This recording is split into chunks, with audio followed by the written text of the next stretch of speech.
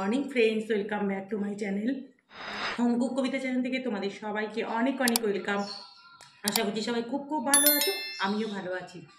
আজকে বৃহস্পতিবারের সকালটা ঠিকঠাকভাবে শুরু করছি বলো, একদম যেরকম আমি প্রথম থেকে তোমরা দেখে আসছো। সকাল সকাল স্নান টান করে ঠাকুর ঘরে যাবো এখন। ভেতর ভেতর পেছন ঠান্ডাও লাগছে, বাট ঠান্ডা জল দিয়ে চান করলাম, পুরো চুল টুল একদম ভিজিয়ে। যাক তাহলে চলো, এবার টুকটাক কাজ তো ঘরের সমস্ত ঘরটা মোছাটা সবই হয়ে গেছে। তোমাদের দাদাভাই খেয়ে অফিসেও চলে গেছে, এখন এই পুজো করতে যাচ্ছি, চলো তোমাদের সাথে নিয়ে যাবো।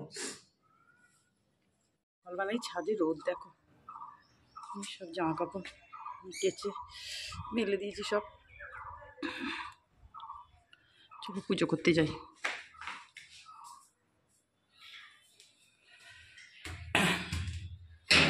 এত রোদ ছাদে সকালবেলায়, এই অবস্থা।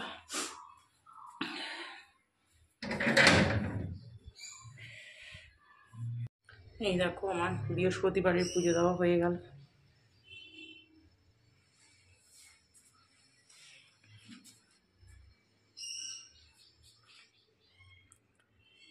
একটু হালকা করে একটু আলপনা করে মেখে দিয়েছি অল্প করে।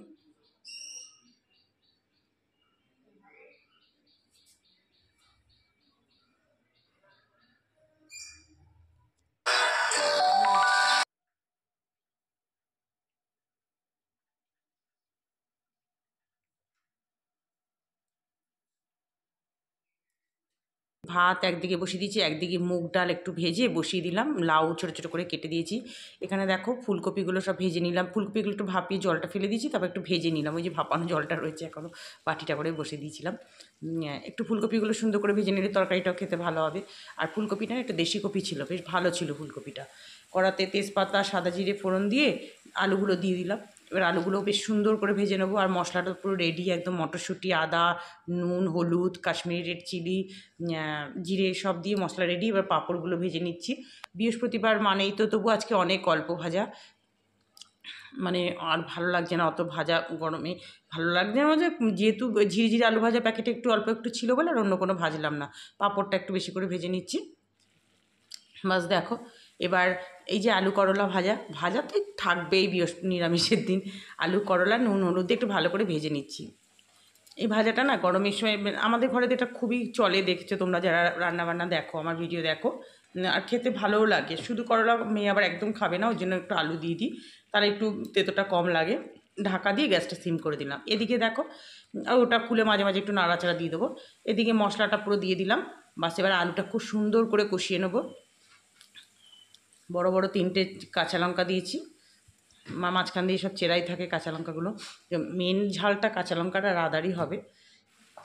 বাস দেখো আমার একদম কষানো হয়ে গেছে। এবার ভাজা ফুলকপিগুলো দিয়ে আবার এবার ভালো করে একটু নেড়ে চেড়ে নেবো। একটা ফুলকপিও কিন্তু ভেঙে যায়নি, মানে এই কপিগুলো না ভাঙে না। আর ওই যে বড় বড় সেই ঠোস ঠোস কপি, আমি ঠোস ঠোস বলি এই জন্য, মানে এই স্নেহার বাবা খুব হাসাহাসি করে।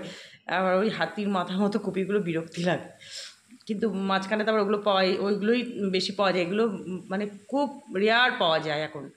আবার শীত চৈত্র মাসের শেষের দিকে ছোটো ছোটো দেশি কপি উঠবো, ওগুলো খেতেও খুব ভালো লাগে। এবার দেখো এই যে মশলা ধোয়া জলটা দিয়ে দিচ্ছি, আর অনেকটাই তরকারি হয়ে গেছে। বুঝতে পারিনি আসলে, যখন কেটে যাচ্ছিলাম না আলুটা কেটেই গেছি বেশি করে, কারণ জানি তো আলুটা বেশি করে লাগে, থাকলে পরের দিনকে একটু টিফিনে হয়ে যাবে। দেখো এবার এটা ভালো করে ফুটুক। এদিকে ভাজাটাও দেখো হয়ে এসছে ভাজাটা। দেখেছো কড়াটা বারবার নড়ে যাচ্ছে, কি বলো তো, শাঁসি দিয়ে ধরা উচিত ছিল, কিন্তু আমার হাতে তো ফোন রয়েছে। এই দেখো তরকারিটাও হচ্ছে, এদিকে ভাজাটাও হচ্ছে। ভাজাটা হয়ে গেছে, নামিয়ে রেখে টমেটোর একটু চাটনি করলাম। নিরামিষের দিন একটু চাটনি না হলে ঠিক ভালো লাগে না।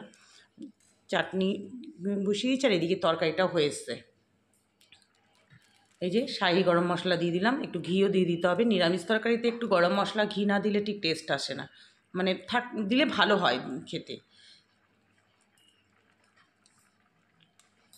বাস মোটামুটি তরকারি আমার একদম হয়ে গেল। একটু নাড়াচাড়া করে দেবো খুন্তি দিয়ে।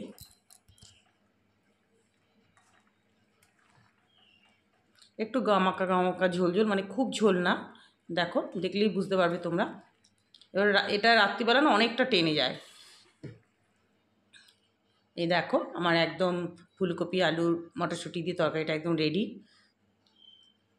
একদম লাল লাল গ্রেভি, একটু লাল না হলে তো মেয়ের আবার পছন্দ হবে না। এদিকে দেখো ডালটা ফোড়ন দিয়ে দিয়েছিলাম, শুকনো লঙ্কা, তেজপাতা আর সাদা জিরে। একটু ঘন ওই ডালটা করলে ভালো লাগে, একটু মিষ্টিও দিয়ে দিয়েছিলাম, সামান্য একটু মিষ্টি।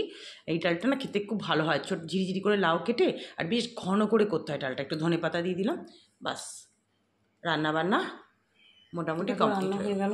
সব ভাগ ভাগ করে রেখে ঢাকা দিয়ে রেখেছি সব। বিকেলটা ফ্রিজে তুলে রাখবো, একটু ঠান্ডা হলে গ্যাস ট্যাস মোছা বাসন আজকে এখানেই দিয়ে দিয়েছি। কী রোদের তাপ দেখো। এই দেখো দুপুরে খাওয়া দাওয়া করতে বসে গেলাম। ভাত, আজকে জিরে জিরে আলু ভাজা প্যাকেট শেষ হয়ে গেল, আলু করলা ভাজা, তারপরে তোমার আলু ফুলকপি মটরশুঁটি তরকারি আর মুগ ডাল লাউ দিয়ে পাঁপড় চাটনি। এখন দুজনে মিলে খেয়ে নিই, কালকে থেকে তো মেয়ে কলেজ যাবে, কালকে আমাকে একা খেতে হবে। বন্ধুরা এই যে তখন বলছিলাম না যে কালকে আমি বলছিলাম, মেয়ে বলছে যে কলেজ তো খুলে যাবে, তার একটু কোথাও আমাকে নিয়ে গেলে না। তাই বললাম যে ঠিক আছে দাঁড়া নিয়ে যাবো, দেখি কোথায়। আমার তো শরীরটা খুব একটা ভালো না, মানে খুবই খারাপ, কিন্তু তাহলে ঠিক আছে কাছে পিঠে ঘুরে আসি একটু দক্ষিণেশ্বর দিয়ে, পুজোটাও দেওয়া হবে। অনেকদিন ধরে ভাবছি একটু পুজো দেবো। তাহলে এখন যাচ্ছি। আর ওখানে তো যেন ক্যামেরা ট্যামেরা সব জমা নিয়ে নেয়, এই ক্যামেরা বলছি মোবাইল জমা নিয়ে নেয়, ব্যাগ ট্যাগ সব। তো যতটুকু পারবো যদি পারি একটু ছবি টবি নিয়ে, তাহলে তোমাদেরকে সঙ্গে নিয়ে যাই। আর আগের মতো তো সেই সিস্টেম নেই একদম মন্দির ভিতরে ছবি টবি তুলতাম। তাহলে চলো বেরিয়ে আসি। এই যে মা মেয়ে চললাম অটো করে, দেখো গঙ্গার ওপর দিয়ে যাব। একটু তো গঙ্গার ভিডিও না করলে ঠিক আমার ভালো লাগে না। মেয়েকে যখন এক্সাম দিতে নিয়ে যাচ্ছিলাম এইচএসের, অনেক দুটো সিট পড়েছিল, এই গঙ্গার ওপর দিয়ে যাচ্ছিলাম, তখনও তোমাদেরকে ভিডিও পোস্ট করেছিলাম এই গঙ্গার ছবি। এত ভালো লাগে। হে মেয়ে তো, আমার মেয়ে ভীষণ ভালোবাসে, গঙ্গা দেখতে দেখতেও চলে যাবে, কোনো দিকে তাকাবে না। আমি আবার বলি কী রে গঙ্গায় নামবি নি কি, তখন হাসি আবার, মানে ও তো ওই দুবারই গঙ্গায় স্নান করেছে যে, মানে জীবনে, দাদু আর ঠাম্মার কাজের সময়, ঘাট কাজের সময়। যাই হোক এখন দেখো এই যে বুঝতেই পারছো দক্ষিণেশ্বরে স্কাইওয়াকের ওপর দিয়ে হেঁটে যাচ্ছি। ভীষণ বিরক্তিকর, আমাদের আগের দক্ষিণেশ্বর অনেক ভালো ছিল, অনেক, এখন বেশি হাঁটা পড়ে যাচ্ছে। এই যে আমি এখানে ফুলের ডালা কিনছি, প্রসাদের সমস্ত কিছু ডালাগুলো কিনে নিচ্ছি। মেয়ের একটা আমার একটা একসঙ্গে প্যাকেট করে দিয়ে দিল।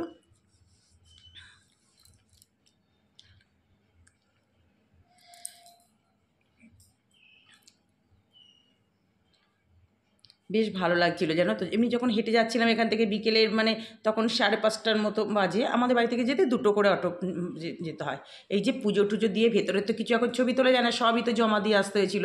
তারপরে দেখো একটু দাঁড়িয়ে রয়েছে ওখানে, বেশ খুব ভালো লাগছিলো যেন, হালকা একটা হাওয়া দিচ্ছিলো, আর চারিদিকে বেশ লোকজন, আলো, কার না ভালো লাগে বলো এরকম পরিবেশ। ওই যে দক্ষিণেশ্বরের মন্দির তোমরা দেখতে পেলে, দেখো গাছগুলো কি সুন্দর।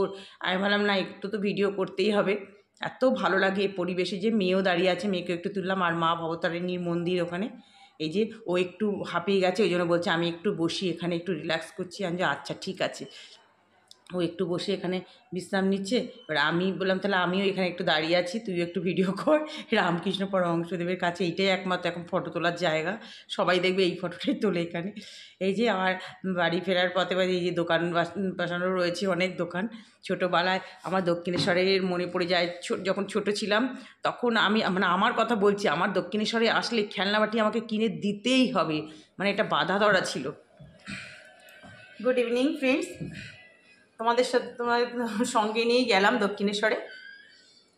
আসলাম 7:10 বাড়ি ঢুকলাম, 5:05 বেরোলাম, 7:10 বাড়ি ঢুকলাম।